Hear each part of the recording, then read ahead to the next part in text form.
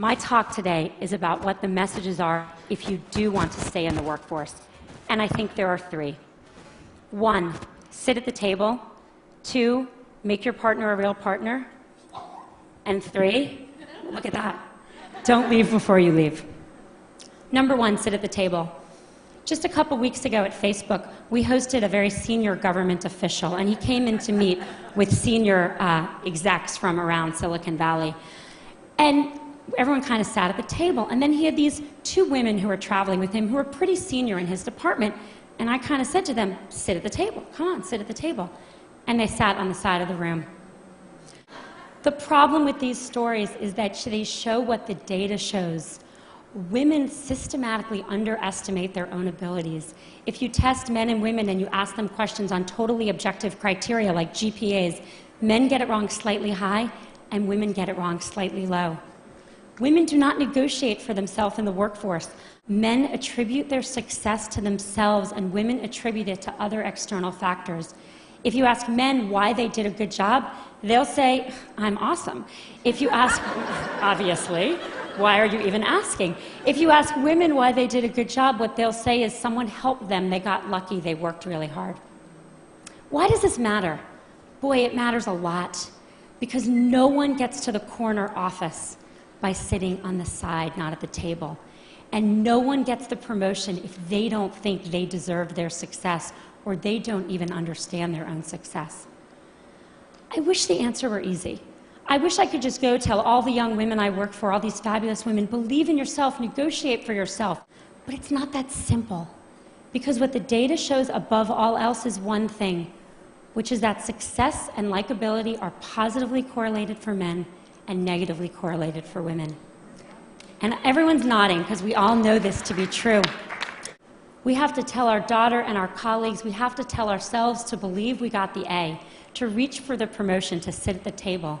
Message number 2, make your partner a real partner.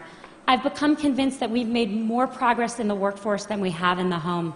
The data shows this very clearly. If a woman and a man work full-time and have a child, the woman does twice the amount of housework the man does, and the woman does 3 times the amount of childcare the man does. So she's got 3 jobs or 2 jobs, and he's got 1. Who do you think drops out when someone needs to be home more? The causes of this are really complicated, and I don't have time to go into them, and I don't think Sunday football watching and general laziness is the cause. I think the cause is more complicated. I think as a society, we put more pressure on our boys to succeed than we do on our girls. I know men that stay home and work in the home to support wives with careers, and it's hard. When I go to the mommy and me stuff and I see the father there, I notice that the other mommies don't play with him. And that's a problem, because we have to make it as important a job, because it's the hardest job in the world, to work inside the home for people of both genders, if we're going to even things out and let women stay in the workforce. Message number 3, don't leave before you leave. I think there's a really deep irony to the fact that actions women are taking, and I see this all the time, with the objective of staying in the workforce actually lead to their eventually leaving. Here's what happens. We're all busy. Everyone's busy. A woman's busy. And she starts thinking about having a child. And from the moment she starts thinking about having a child, she starts thinking about making room for that child. How am I going to fit this into everything else I'm doing? And literally from that moment, she doesn't raise her hand anymore. She doesn't look for a promotion. She doesn't take on the new project. She doesn't say, me, I want to do that. She starts leaning back. The point is that what happens once you start kind of quietly leaning back?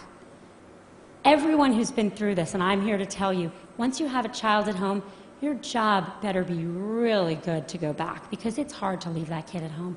Your job needs to be challenging. It needs to be rewarding. You need to feel like you're making a difference. And if 2 years ago, you didn't take a promotion and some guy next to you did, if 3 years ago you stopped looking for new opportunities, you're going to be bored, because you should have kept your foot on the gas pedal. Don't leave before you leave. Stay in. Keep your foot on the gas pedal until the very day you need to leave to take a break for a child, and then make your decisions. Don't make decisions too far in advance. particularly ones you're not even conscious you're making.